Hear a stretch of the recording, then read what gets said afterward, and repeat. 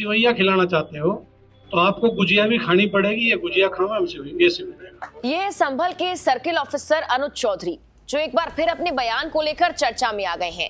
रमजान और होली पर अनुज चौधरी पहले भी एक बयान तो दे चुके हैं, जिसके बाद उनकी तारीफ सीएम योगी तक ने की थी। हालांकि उस बयान को लेकर भी विवाद जरूर हुआ था।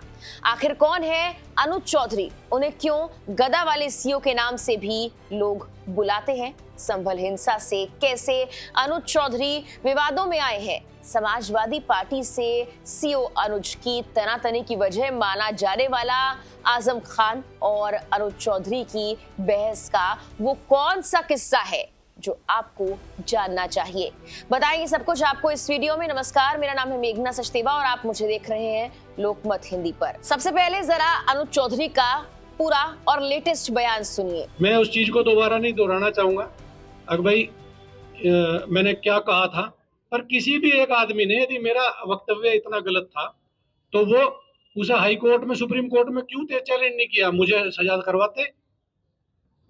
यदि मेरा वक्तव्य इतना गलत था, क्योंकि मैंने कुछ गलत मतलब हर चीज दोनों धर्म के लिए बराबर बोली, और यही उद्देश्य रहता है हमेशा। अगर भाई हम अपने जहां हम रहे, हम वहां कोई इस तरह की शांति व्यवस्था भंग ना हो, तो आप सब विश्वास के साथ रहें। भाई ऐसा कोई किसी के साथ कुछ वो नहीं होगा, पर हर आदमी को अपना अपना अधिकार है। पर आप यदि ईद की सिवैया खिलाना चाहते हो तो आपको गुजिया भी खानी पड़ेगी, या गुजिया खाओ हम ये सिवैया, तो दोनों पक्ष खाओ। पर यहाँ गड़बड़ हो जाती है जहाँ एक पक्ष खाने को तैयार, दूसरा खा नहीं रहा, तो यहाँ भाईचारा खत्म हो जा।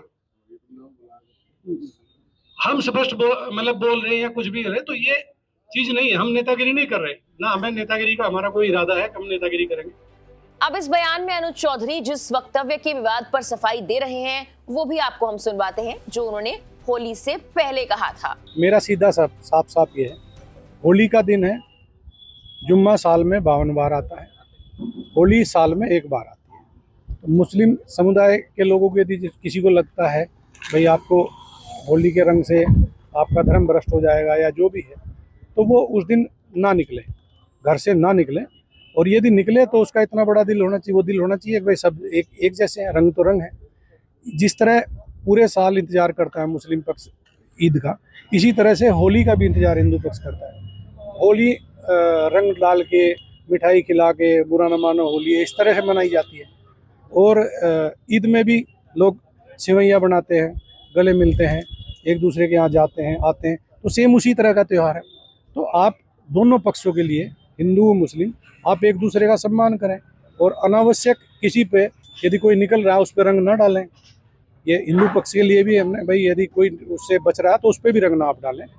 और यदि उस दिन होली का दिन है, सबसे बड़ी बात, वो जिसको लगता है कि रंग का वो बुरा मानेगा, तो उस दिन किसी भी हालत में अपने घर से ना निकले, अपने घर में रहे, एक दिन घर में रहे, तो उसमें शांति भी बनी रहेगी और एक मैसेज भी अच्छा रहेगा। तो बाकी सबके लिए प्रशासन, खासकर संभल में, हम कोई भी इस तरह की लापरवाही किसी भी पक्ष की बर्दाश्त नहीं करेंगे, और यदि कोई शांति व्यवस्था भंग करेगा तो उस पर सख्त कार्रवाई होगी मजबूती से। दरअसल ये दोनों ही बयान पीस कमेटी की मीटिंग में दिए गए हैं। एक बयान ईद को लेकर और दूसरा बयान होली को लेकर दिया गया था। गौर करने वाली बात है कि अनुज चौधरी के होली से पहले दिए बयान को सीएम योगी का समर्थन भी मिला था। मुख्यमंत्री योगी आदित्यनाथ ने संभल के सीओ अनुज चौधरी को उनके बयान के लिए तारीफ की थी और कहा था कि वो पहलवान है, तो उनका बयान भी उसी हिसाब का है। हालांकि अनुज चौधरी के ईद से पहले दिए बयान पर अलग अलग तरह की प्रतिक्रियाएं आना शुरू हो गई हैं। सोशल मीडिया पर एक यूजर ने लिखा, ये एकता की बात नहीं बल्कि अपनी शर्तें मनवाने की कोशिश है।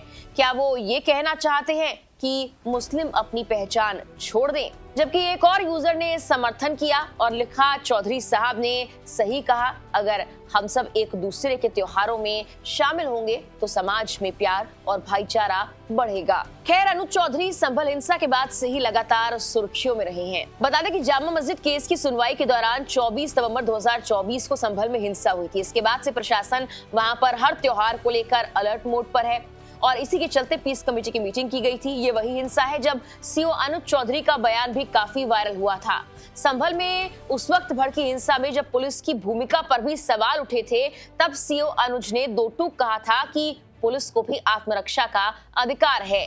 पुलिसकर्मी मरने के लिए पुलिस बल में भर्ती नहीं हुए। संभल में बीते साल जब कार्तिकेय महादेव मंदिर की खोज हुई थी, उस वक्त भी सीओ अनुज चौधरी वहां पर मौजूद थे।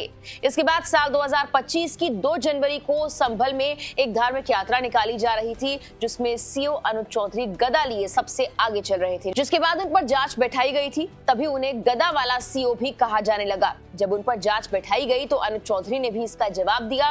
उन्होंने फेसबुक अकाउंट पर एक पोस्ट किया था और लिखा था, जय बजरंग बली दोस्तों, मुझे मेरे शेरे हिंद खिताब, भारत कुमार खिताब और उत्तर प्रदेश केसरी वीर अभिमन्यु पुरस्कार और अनेकों बार जीता हूँ।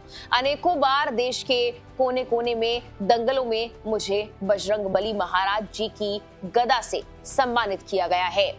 मैं जवान ही गदा पकड़े हुए हुआ हूँ। जय हिंद, जय भारत। बता दें कि अर्जुन अवार्डी अनुज चौधरी उत्तर प्रदेश पुलिस में स्पोर्ट्स कोटे से भर्ती हुए थे। पुलिस फोर्स में चौधरी मजबूत कदकाठी से लेकर बॉडी फिटनेस और बेधड़क अंदाज के लिए पहचाने जाते हैं। वो अक्सर सोशल मीडिया पर वायरल रहते हैं। मुजफ्फरनगर के बहेड़ी गांव के अनुज चौधरी ने 2 सिल्वर मेडल जीते थे। ये मेडल इन्होंने साल 2002 और 2010 के नेशनल गेम्स में हासिल किए थे।